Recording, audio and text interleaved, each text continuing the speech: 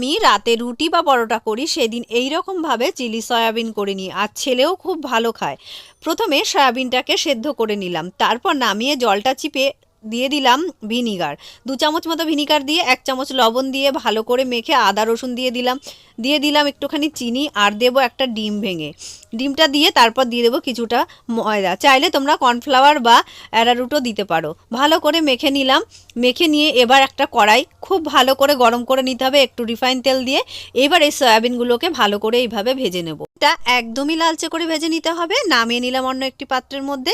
এবার ওই কড়াইয়ের মধ্যে কিছুটা আবার সর্ষের তেল দিয়ে পেঁয়াজ আর ক্যাপসিকাম দিয়ে দিলাম। পেঁয়াজগুলো কিন্তু বড় বড় করে কেটেছি, পাপড়ি ছাড়িয়ে নিয়েছি। আদা রসুন বাটাটাও দিয়ে দিলাম। নেড়ে চেড়ে খুব ভালো করে ভেজে 1 চামচ লঙ্কার গুঁড়ো দিয়ে ভালো মতো কষানো হতেই ভেজে রাখা সয়াবিনটা দিয়ে আবার ভালো করে নেড়েচেড়ে নিলাম। তারপর কিছুক্ষণের জন্য ঢেকে দিলাম। তারপর চিলি সস, টমেটো সস আর সয়া সস একসঙ্গে মিশিয়ে নিয়ে দিয়ে দিলাম। তারপর ভালো করে কষে নিয়ে দিয়ে দিলাম চিনি আর একটু গোলমরিচের গুঁড়ো দিয়ে নামিয়ে নিলাম।